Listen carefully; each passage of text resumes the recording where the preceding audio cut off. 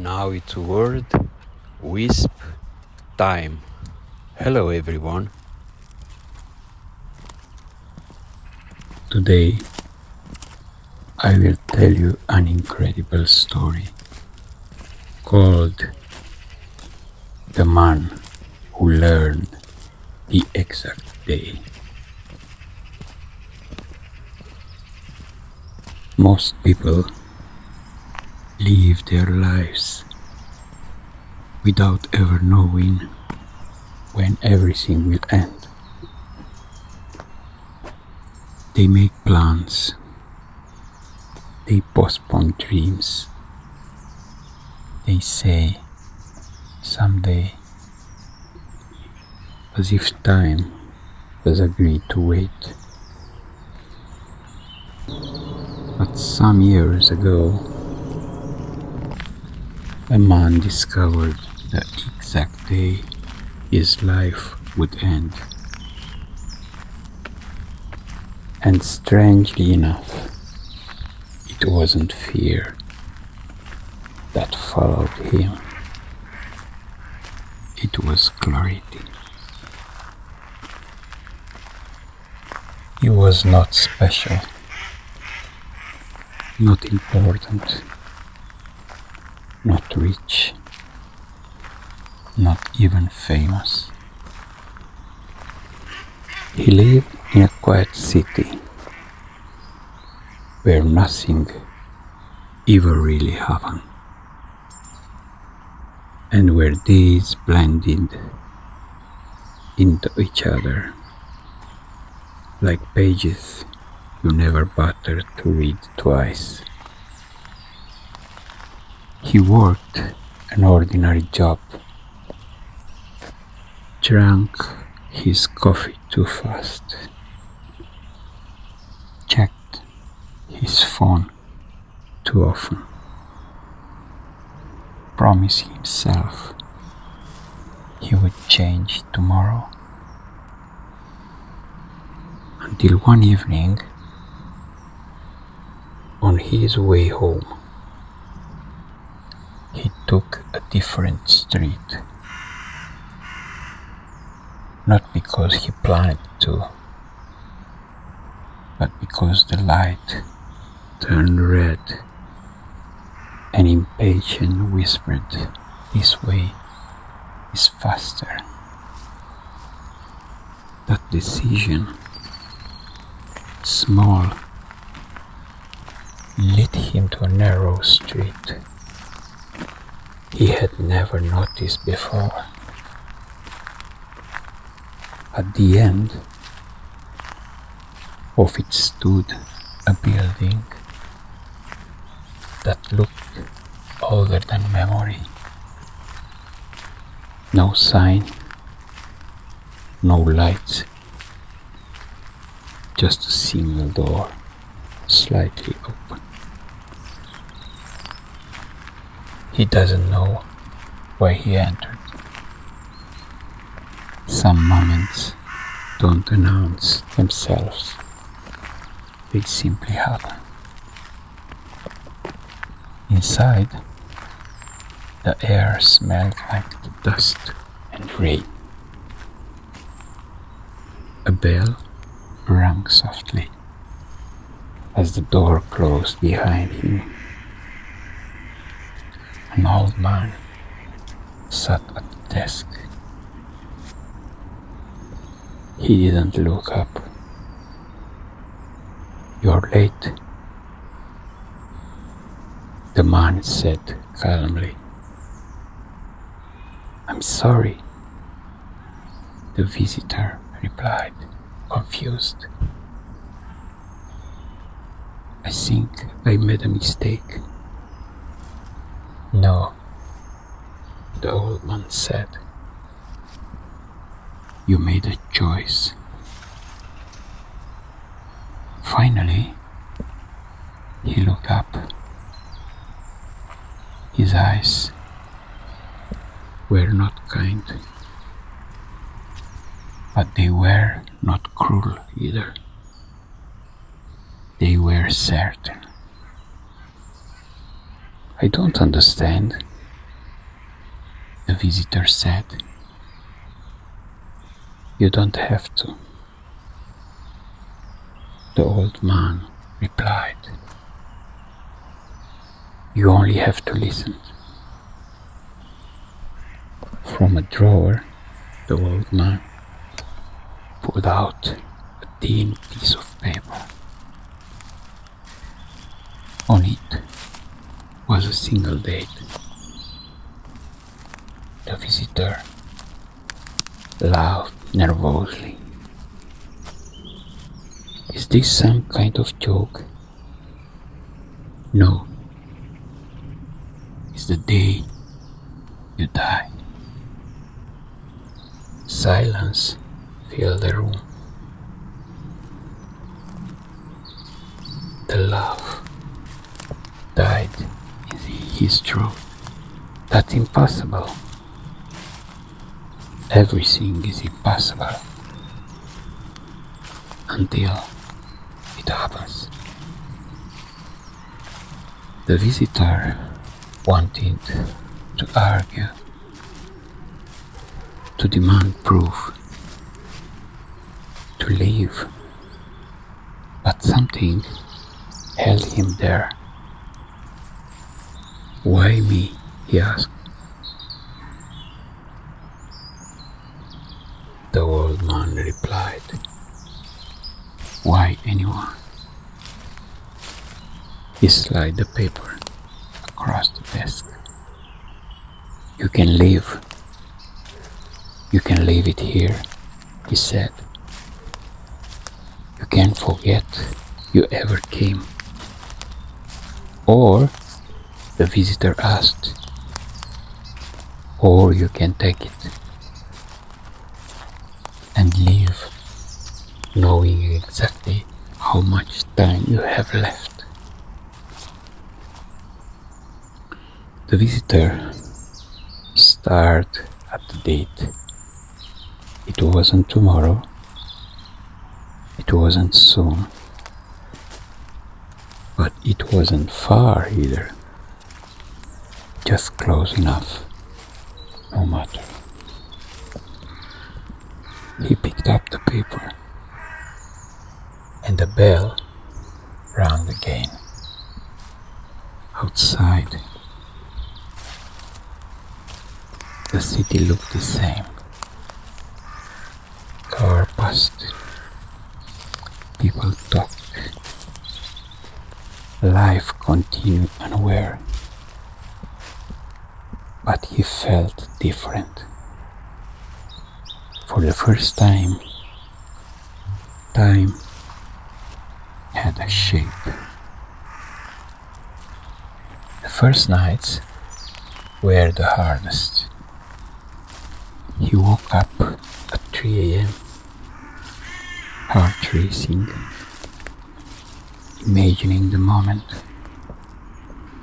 the place, the pain. But slowly, something unexpected happened. Fear turned into focus. He stopped rushing his coffee. He stopped scrolling without thinking. He started listening to people. When the people spoke, he noticed how sunlight touched buildings in the afternoon. How silence sounded different at night. How fragile everything was, and how beautiful. At work, he spoke less. But when he did, people listened. He stopped pretending he cared about things he didn't. Stopped apologizing for wanting more. Some people drifted away. Other car came closer. He let them. One day, quit his job. Not dramatically, not angrily, just honestly. I don't belong here anymore, he said. For the first time in his life, that sentence felt true. He traveled, not to escape, but to arrive. He stood by oceans,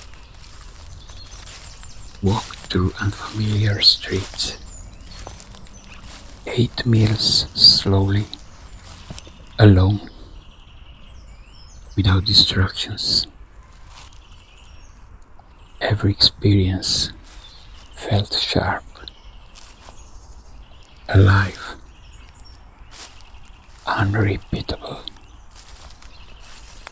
because it was. He fell in love, not the kind of love that promised forever, but the kind that understands time. They never spoke about the future. They spoke about now. And somehow, that was enough. As the date grew closer, people noticed something strange about him. He was calm, not careless, not reckless, just present, as if he had already accepted something they were still avoiding. One evening, sitting on a bench, a stranger asked him, "Are you not afraid of dying?" He thought for a moment. "I was," he said, "but I realized something." "What?" "I wasn't afraid of dying," he replied. "I was afraid of never truly living."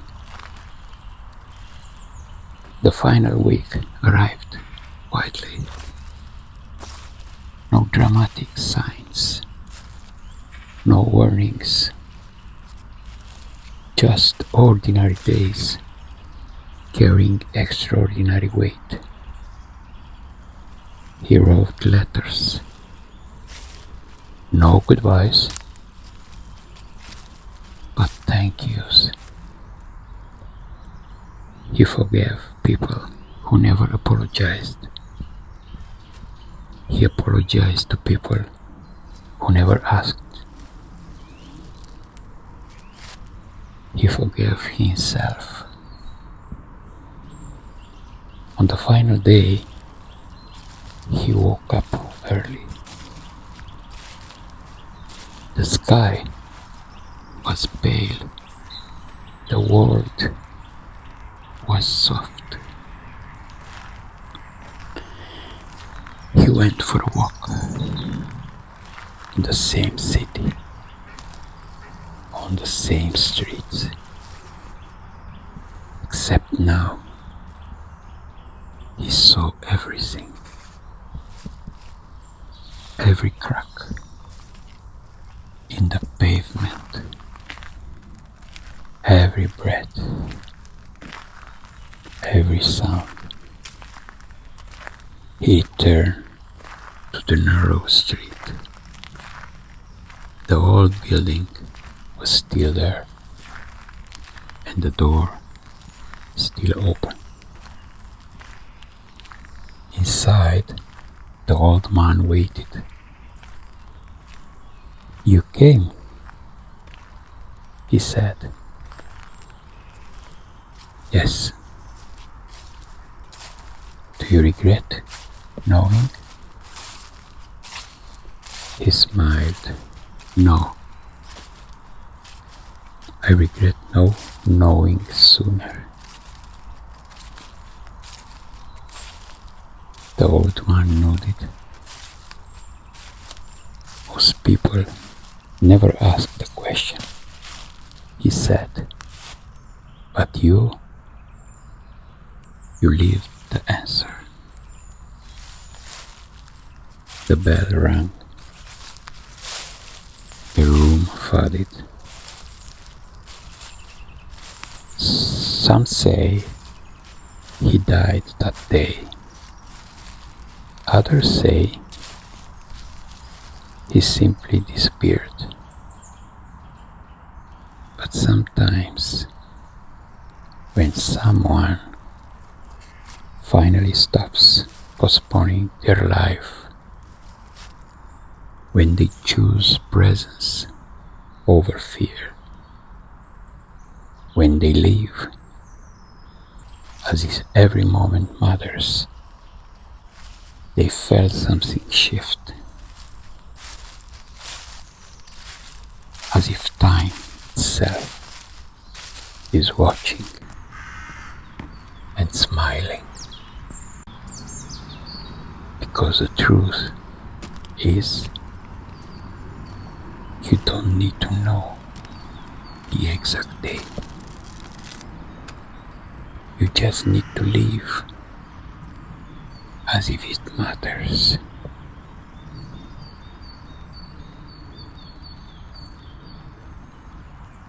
I hope that